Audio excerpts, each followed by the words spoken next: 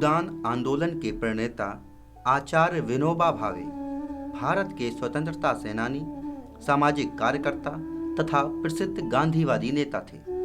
उनका मूल नाम विनायक नारहरि भावे था। उन्हें भारत का राष्ट्रीय अध्यापक और महात्मा गांधी का आध्यात्मिक उत्तराधिकारी भी समझा जाता है। उन्होंने अपने जीवन के आखिरी वर्ष पवनार, महाराष्ट्र के आश्रम में गुजारे, जो कि विनोबा भावे आश्रम के नाम से जाना जाता है। आश्रम की स्थापना 1934 में विनोबा भावे ने की थी।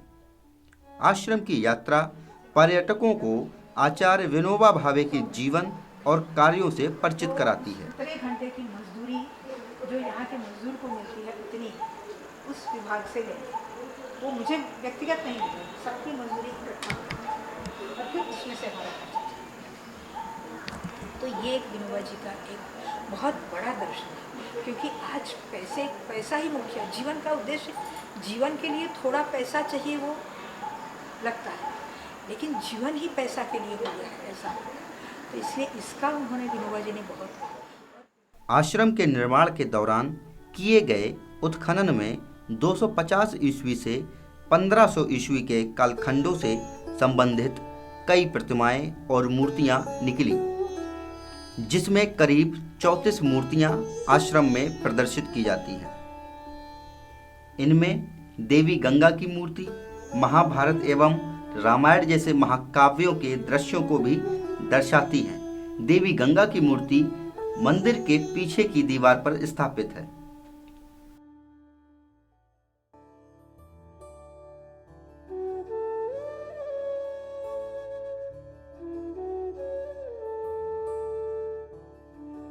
विनोबा के विचारों ने न कि भारतीय बल्कि अन्य देशों के लोगों को प्रभावित किया। आश्रम में 2 मूर्तियां ऐसी हैं जो एक फ्रेंच नागरिक ने विनोबा के विचार से प्रभावित होकर बनाई।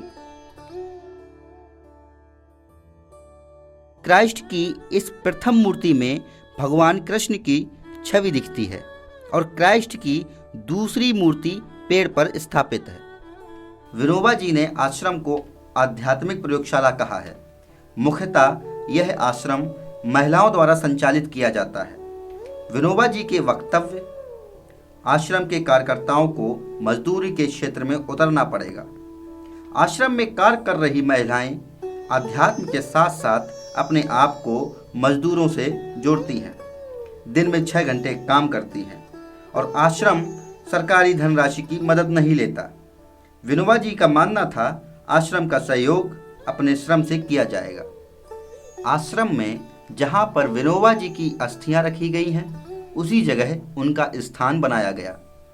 उस स्थान पर उनके नाम की जगह गीताई रखा।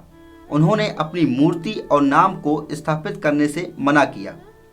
गीताई, जो कि उन्होंने अपनी माँ के कहने पर भगवत गीता को मराठी भाषा में अनुवाद किया।